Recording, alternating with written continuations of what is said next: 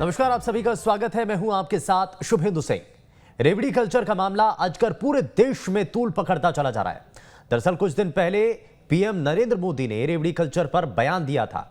अब इसके बाद यह मामला सुप्रीम कोर्ट तक पहुंच गया और अब सीएम भूपेश बघेल ने पीएम के उस बयान पर सीधे सीधे निशाना साधा है। सीएम ने कहा कि केंद्र और राज्य सरकार के खजाने पर सबका अधिकार है। लोगों को भोजन नहीं मिल पा रहा है, मकान नहीं बन पा रहे हैं, ऐसे में रेवड़ी बांटना किसे कहा जाएगा? बहरहाल इस मामले पर 17 अगस्त को सुप्रीम कोर्ट में सुनवाई होनी है।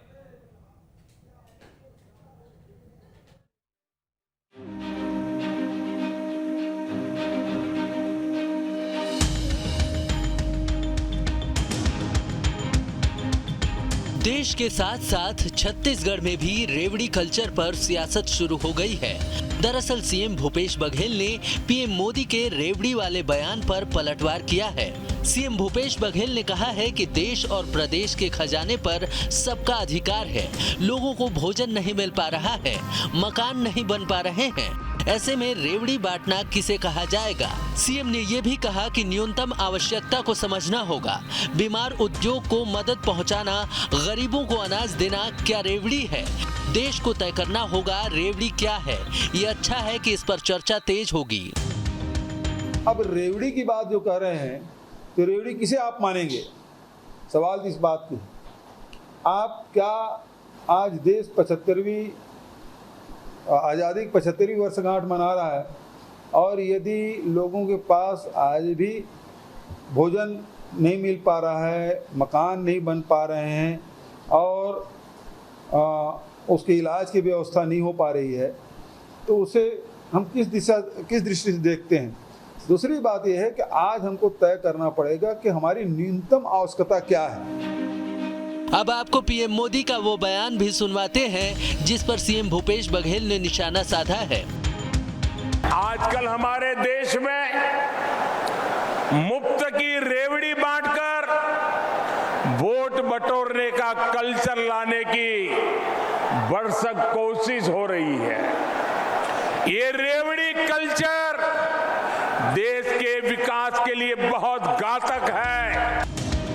वैसे तो रेवड़ी कल्चर का मामला सुप्रीम कोर्ट में है, लेकिन इन सब के बीच नया राजनीतिक नैरेटिव तैयार करने की कोशिश हो रही है। बीजेपी और कांग्रेस आमने सामने है, लेकिन राजनीति से इतर सवाल तो यही है कि चुनाव से पहले मुफ्त में जो बिजली, राशन और कई तरह के सामान दिए जाते हैं और दिए जाने के वादे किए जाते हैं, क्या वो जरूरतमंदों तक पहुँच पाते हैं या फिर क्रीमी लेयर के लोग भी इसका फायदा उठाते हैं? Team news state. तो वैसे में सवाल यही है कि आखिर ये रेवड़ी कल्चर है क्या? रेवड़ी किसको माना जाए? क्या वाकई में जो जरूरत की चीजें हैं उनको पूरा करना, क्या इसी को रेवड़ी कल्चर कहेंगे? इन्हीं जरा सवालों के साथ कार्यक्रम को आगे बढ़ाते हैं, लेकिन सबसे पहले आज के खास पैनल से आपको मिलवाते हैं। हमारे साथ वरिष्ठ पत्रकार आवेश तिवारी जी कार्यक्रम में जुड़ चुके हैं। हमारे साथ भारतीय जनता पार्टी से नेता राजीव चक्रवर्ती जी कार्यक्रम में जुड़ चुके हैं। कांग्रेस पार्टी से नेता सुरेंद्र वर्मा हमारे साथ कार्यक्रम में जुड़ चुके हैं। सभी का बहुत स्वागत है। लेकिन शुरुआत में जरा सुरेंद्र वर्मा जी, ये जो रेवड़ी का शब्द का इस्तेमाल हुआ, प्रधानमंत्री नरेंद्र मोदी ने जिक्र किया, ये कहते हुए कि कई पॉलिटिकल पार्टियां जो कि इसका इस्तेमाल कर रही हैं वोट बैंक के लिए, लेकिन काउंटर रिएक्शन दिया जाता है। मुख्यमंत्री यहां पर कहते हैं कि आप क्या कहेंगे, किसको कहेंगे? जरा ये तो बताइए, क्योंकि जरूरत की चीजें अगर वो सरकार मुहैया करा रही है तो उसको तो रेवड़ी कल्चर नहीं कहा जाएगा।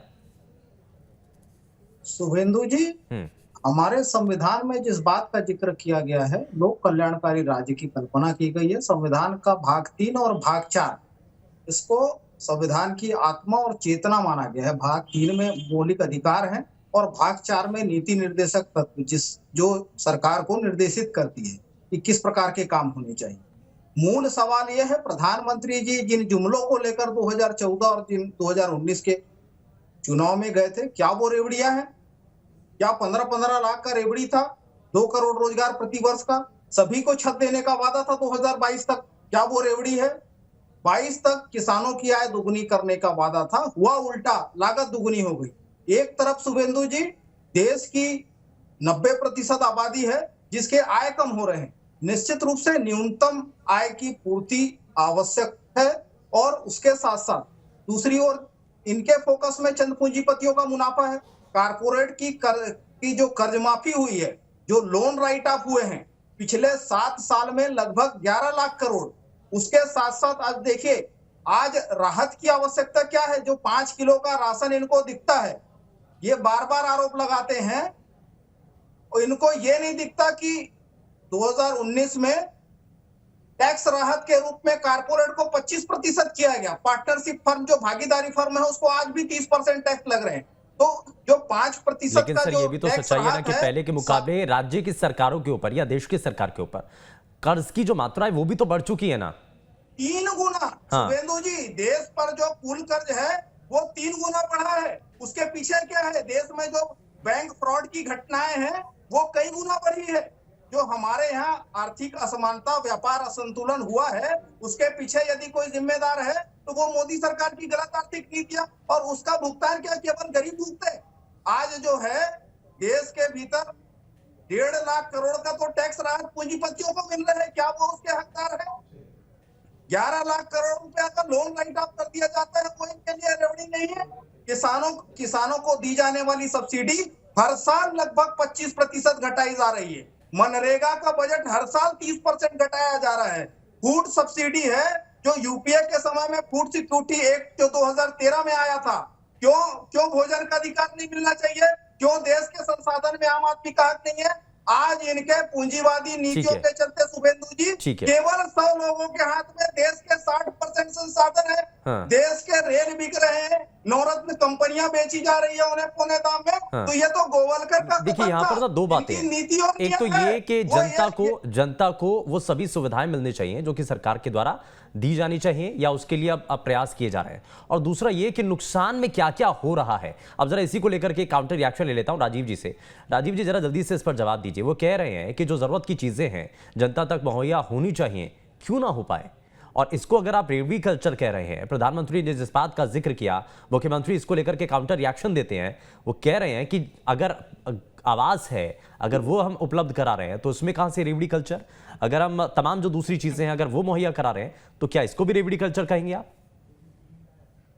देखिए शुभेंदु जी, आज देश, हम अगर विश्व परिदृश्य को देखते हैं तो विश्व में वेनेजुएला को हमको याद रखना पड़ेगा, मैक्सिको को, लैटिन अमेरिका को और यूरोपीय देश को भी आपको देखना पड़ेगा। भावनात्मकता से परे आज चाहे छत्तीसगढ़ सरकार के खजाने हो या भारत सरकार की बात हो, हालात बहुत अच्छे नहीं है, लेकिन नियंत्रण में है। चाहे छत्तीसगढ़ की बात हो या भारत देश की बात हो, हमें बहुत फूक फूक कर कदम रखना पड़ेगा। सियासत से परे मैं एक अर्थशास्त्र की बात कर रहा हूं कि जब हमारी तिजोरियां भरी रहेगी, जब हम लोग कल्याणकारी चीजों को समझ सकते हैं, शिक्षा, स्वास्थ्य और साफ सफाई बुनियादी चीजें हैं, निश्चित रूप से उसके ऊपर कोई कॉम्प्रोमाइज नहीं होना चाहिए, वो देश का अधिकार है। और प्रधानमंत्री जी ने 5 लाख रुपए बीमा दिया है, और शिक्षा की बात करें तो मुफ्त शिक्षा का भी अधिकार है, सरकारी स्कूल के उन्नयन के लिए बजट है। लेकिन उसके इतर यदि हम चुनाव जीतने के लिए लगातार, अभी मेरे मित्र एक और बात कह रहे थे कि पूंजीपति मित्र, ये ऐसा लगता है कि कांग्रेस ने टाटा, बाटा, बिरला, अंबानी को जेल में कैद कर दिया था और अभी आकर हमने उनको खोल दिया है। बड़ी दुर्भाग्यपूर्ण बात है। यही अंबानी और अडानी का प्लांट जब राजस्थान में जाता है तो स्वागत करते हैं, और अडानी जी का स्वागत करने के लिए टीएस बाबा जी जाते हैं कि हमारे जो अरण्य का कोल क्षेत्र है उसका जंगल आपके लिए है। तो दिल्ली के लिए अलग बातें होगी और राजस्थान और छत्तीसगढ़ के लिए, उद्योगपति के लिए अलग बातें होगी। तो कृपया करके ऐसा करके आप जो देश की जो व्यवस्था है, नीतिगत व्यवस्था है, जिसमें नहीं, ये तो समझा ही नहीं सर कि आप जो कर रहे हैं वो जन कल्याणकारी काम, आप जो कर रहे हैं वो जन कल्याणकारी काम, वो जो कर रहे हैं वो रेवड़ी कल्चर नहीं। रेवड़ी कल्चर सबके लिए है। देखिए प्रधानमंत्री जी ने और नीति आयोग के उपाध्यक्ष जी ने और बाकी तमाम आपके ऊपर भी लागू होता है ना सर, बताया है कि देखिए हम जैसे देते हैं, छत है गरीबों के लिए तो हम छत दे रहे हैं, 2.5 लाख रुपए की सब्सिडी है, अपने मकान बना लीजिए, उसमें बल्कि राज्य शासन नहीं दे रही है। ये तो डिबेट तो उसी बात की है कि हम जो चीज दे रहे हैं, हम 5 लाख रुपए दे रहे हैं स्वास्थ्य के लिए, भूपेश बघेल जी ने 50,000 रुपए कर दिया चंदूलाल चंद्राकर योजना, और 20 लाख की बात कहते हैं, आज तक कोई हितग्राही नहीं आया 20 लाख रुपए वाला। दूसरी बात है छत का, वो तो पैसा रोक के रखे, अपना मकान की बात कहें, ये तो ठीक है, वो तो बुनियादी जरूरत है, रोटी, कपड़ा, मकान, चिकित्सा, स्वास्थ्य, शिक्षा हम दे रहे हैं। लेकिन उसके अतर चुनाव जीतने के लिए यदि हम अपने खजाने को खाली करते रहे तो दीर्घकालीन बात है, राजनीति से परे अगर ऐसी ही हम बांटते रहे हाँ। फ्री सामान, तो वो दिन दूर नहीं जब हम वेनेजुएला और मेक्सिको की कतार पर खड़े रहेंगे। हाँ। तो हमें बहुत संभल कर चलना पड़ेगा, राजनीति से इतर होकर। नहीं, केंद्र ने किसी राज्य की प्रधानमंत्री जी ने जो सरकार बात को ये कही, कहा जो भी है, याचिका चिताया भी है कर्ता क्या? ने, अलग से कुछ ऐसा बताया भी है किसी राज्य सरकार को कि आप सर ज्यादा फ्रीबीज जो हैं वो ज्यादा कर रहे हैं, जन कल्याणकारी काम से देखिए, इतर आप तो रेवड़ी संदेश ज्यादा है। बांट रहे हैं, ऐसा बोला ये गया है तो क्या केंद्र की संदेश तरफ है। से? नहीं, ये तो संदेश है पूरे देश के लिए। देखिए, हाँ। अभी जो अर्थशास्त्री भी जो बैठे थे, या अभी सिएटल में अर्थशास्त्रियों का सम्मेलन हुआ, WTO के सम्मेलन, अभी सुरेंद्र वर्मा जी एक और बात चीख कर कह रहे थे कि नवरत्न कंपनी बेचने। अरे भैया, बेचने का तो आपने हस्ताक्षर किया। नई आर्थिक नीति 92 में मनमोहन सिंह सरकार ने उसमें हस्ताक्षर किए। उसमें समय भारतीय जनता पार्टी कहाँ थी? 96 में कहाँ थी? WTO पे साइन किसने किया? और ठीक है, हम तो मानते हैं कि विनिवेश आज देश की आवश्यकता है, विश्व की आवश्यकता है। विनिवेश पूरे देश और विश्व की आवश्यकता है। आपने नहीं बेचा, आपने गेल का शेयर नहीं बेचा, आपने नेल्को का शेयर नहीं बेचा। कि आप बेचे तो वो देश हित में है, और हमारी सरकार करे तो ये हम कौड़ी के मोल बेच रहे हैं। तो आप थोड़ी देश की चिंता कर लीजिए, राजनीति से परे। और देश आज बढ़ रहा है और आर्थिक रूप से भी बढ़ रहा है। जितनी पूंजी, विदेशी पूंजी की आवश्यकता है, वो पूंजी हमारे पास है। विदेशी संस्थागत पैसा है हमारे पास, पर्याप्त मात्रा में डॉलर्स भी हैं। लेकिन थोड़ी सी चिंता हम ये करें कि हम बार बार यदि मुफ्तखोरी करें, हम बार बार अगर ठीक है, रेवड़ी बांटे, मैं जरा आवेश तिवारी तो जी को भी ऐसा लेकर ना के हो आता हूं। कि मैं इस पर जवाब आपकी लूंगा भी सुरेंद्र खजाने जी, खाली हो जाए, सुरेंद्र जी मैं हमारे आपसे भी जवाब खजाने लूंगा, लेकिन उससे पहले जरा आवेश तिवारी जी, एक सवाल यहाँ पर कि ये कहा जा रहा है कि हम करें तो ठीक, यानी कि हम करें तो सोशल वेलफेयर, आप करें तो रेवड़ी कल्चर।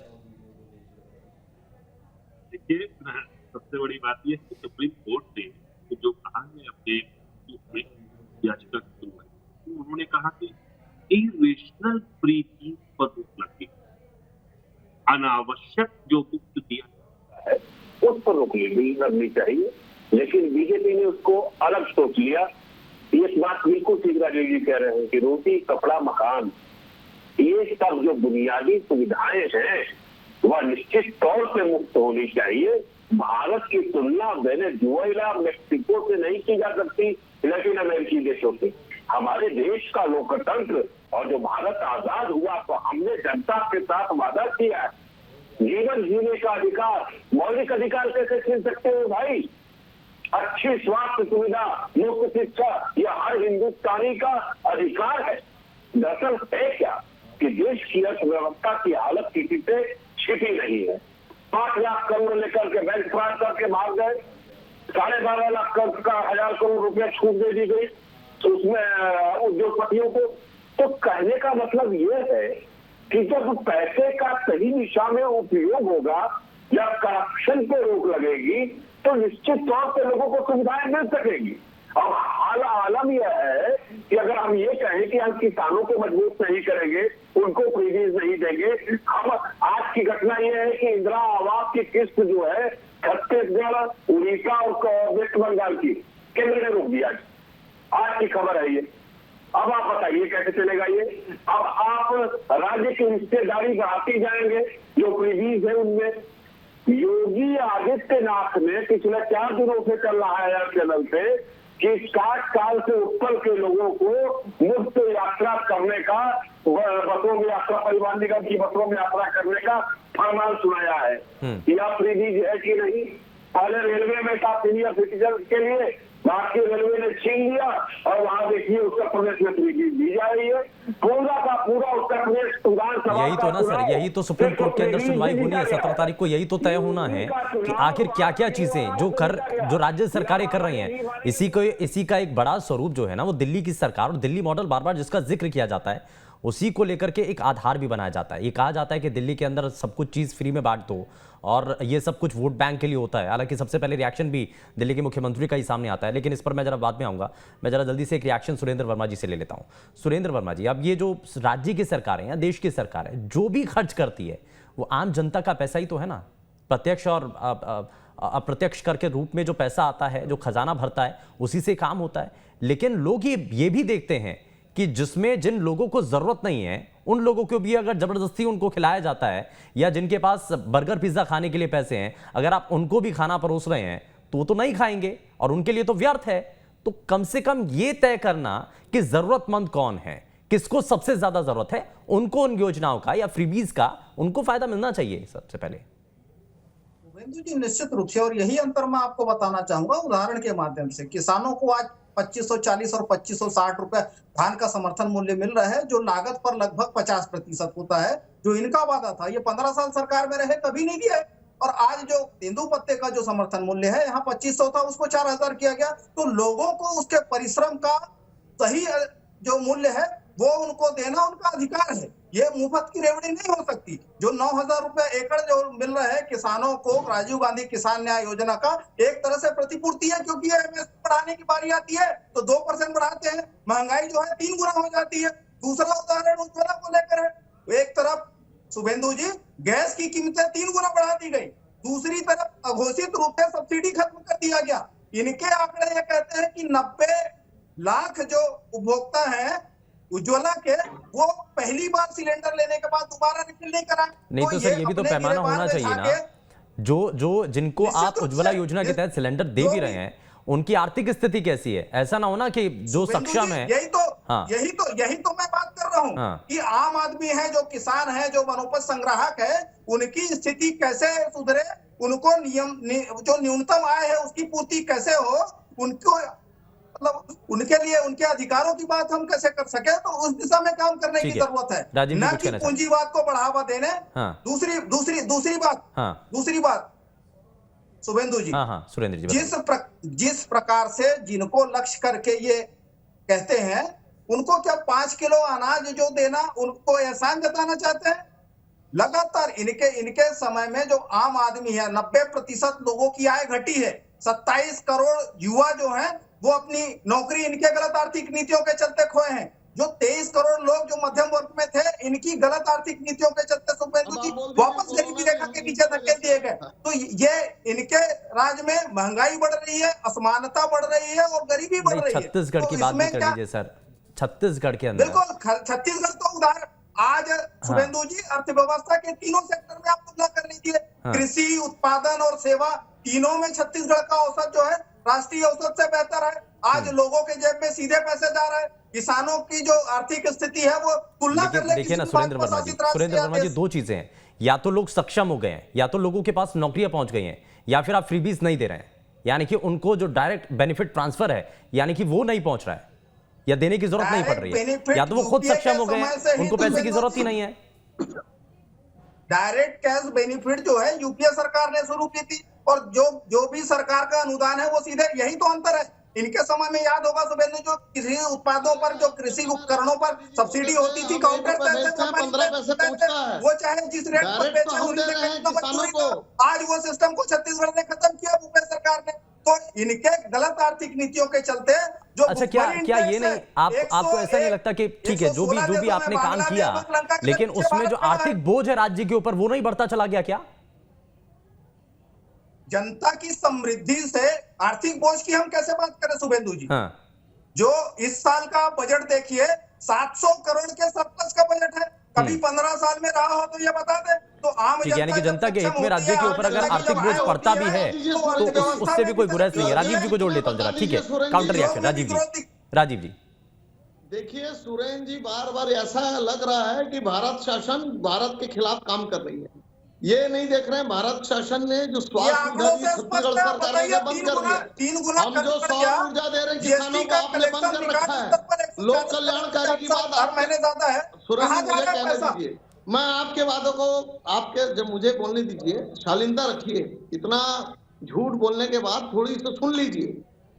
भारत सरकार किसानों को ऊर्जा के माध्यम से जो किसानों को सब्सिडी दे रही है, भारत सरकार जो पंप का कनेक्शन दे रही है सौर ऊर्जा, उसके बारे में बात कर लीजिए। हम तो किसानों को, व्यापारियों को आगे बढ़ाने के लिए ताकि स्वरोजगार बढ़े उसकी ओर कदम बढ़ा रहे हैं। आप सब्सिडी के माध्यम से, दूसरे माध्यम से, आप ये केवल छत्तीसगढ़ की बात नहीं, ये जो बहस चल रही है शुभेंदु जी, देश के हर राज्य यदि कर्जा ले लेकर लगातार एक राजीव जी केवल एक सवाल का जवाब तो केवल ऐसे करने से आने वाले समय में भागीदारी 30% आएगी। 145 करोड़ का हर साल मूल भावना है कि लोक कल्याणकारी कार्य चले, लेकिन आप चुनाव जीतने के लिए केवल अगर रेवड़ी बांटेंगे तो जिसके ऊपर आज सुप्रीम कोर्ट में केस दायर किया गया है, 45 करोड़ बिल्कुल का वो जो सही टैक्स राहत है। आप चुनाव जीतने के नाम से देश की आर्थिक व्यवस्था को पंगु नहीं बना सकते। आप चुनाव जीतने के लिए देश की आर्थिक व्यवस्था के साथ खिलवाड़ नहीं कर सकते। देश तभी चलेगा जब हम अर्थ रूप से मजबूत रहेंगे। आज की जो लड़ाई चलती अन्य देशों के साथ वो आर्थिक मोर्चे पर चलती है, और आर्थिक मोर्चे पर यदि हम कमजोर हो गए तो हम कैसे किसी चीन से लड़ेंगे, कैसे किसी अमेरिका से लड़ेंगे। तो मूल भावना को समझिए, भावना को ये समझिए कि हम चुनाव जीतने के लिए लोग उभावन चीजों को बांटने लगेंगे। यही तो है ना सर, आपके नजरिए में अब इसमें क्या है ना, पॉलिटिकल पार्टियों का नजरिया भी है। आपके नजरिए में कौन कौन से वो काम है वो आपके लिए अच्छे हैं जो आप कर रहे हैं, लेकिन उनके नजरिए में वो काम अच्छे हैं जो वो कर रहे हैं। उनके लिए तो वो जन कल्याणकारी हैं, लोक कल्याणकारी हैं, जनहितैषी काम है वो, लेकिन आपके लिए वो रेवड़ी कल्चर है। शुभेंदु जी, जो चिकित्सा सेवा, चिकित्सा और शिक्षा ये लोक कल्याणकारी है, ये बिल्कुल होनी चाहिए। और किसानों तक जो हम पंप पहुंचा रहे हैं, किसानों तक सौर ऊर्जा दे रहे हैं, एकल बत्ती कनेक्शन दे रहे हैं, मानवीय जीवन जीने के लिए जो आवश्यक हो वो बिल्कुल आवश्यक है। वो चिकित्सा है, वो साफ सफाई है और वो शिक्षा है। लेकिन उसके इतर यदि हम तमाम प्रकार की बातें करते हैं कि हम आपको ये दे देंगे, हम आपको कपड़े दे देंगे। अब देखिए छत्तीसगढ़ सरकार की हालत कि जो फूड मिलता है, जो एनीमिया से लड़ने के लिए जो हम आंगनबाड़ी के माध्यम से बांटा करते थे, उसे एक कंपनी को दे दिया गया और आंगनबाड़ी की कार्यकर्ता हैं अभी उनके पास कोई काम नहीं है, जबकि वो रोलिंग होता था अर्थ के हिसाब से, उनको पेमेंट मिलता था, पोषण तत्व तो बांटते थे बच्चों के बीच में। ठीक है, वो काम ठप हो गया छत्तीसगढ़ में। तो कहीं ना कहीं से आपको ये देखना पड़ेगा कि हम रेवड़ी अगर बांटेंगे तो प्रदेश की, देश की पूछ लीजिए, फूड सिक्योरिटी का बजट कम हुआ या बढ़ा है, मिड डे मील का बजट कम हुआ या बढ़ा है, मनरेगा का बजट कम हुआ या बढ़ा है। 2 दिन ही खा पाएंगे, 2 महीने घी खा पाएंगे। ठीक है, लेकिन ये समझने की जरूरत है, ये समझने की जरूरत है कि जनता के टैक्स से ही, जो जनता के द्वारा पैसा दिया जाता है, टैक्स कलेक्शन होता है, उसी से ही प्रदेश का या देश का विकास होता है। लेकिन इसको सही तरीके से इस्तेमाल करना ये सरकारों की जिम्मेदारी होती है। खैर, बहुत शुक्रिया सभी खास मेहमानों का कार्यक्रम में शामिल होने के लिए। और इस बात को समझना ये बड़ा जरूरी है कि देश का खजाना या फिर राज्य का खजाना अगर धीरे धीरे कम हो रहा है, कर्ज का बोझ बढ़ रहा है, इसी बात को लेकर के संकेत दिया गया और इसी पर सुप्रीम कोर्ट के अंदर सुनवाई भी होनी है। और देखना यही है कि सुप्रीम कोर्ट के द्वारा आखिर इस पर क्या निर्णय लिया जाता है और किन किन राज्य सरकारों को घेरे में लिया जाता है, क्या टिप्पणी की जाती है। पेशकश में फिलहाल के लिए बस उतना ही। नमस्कार।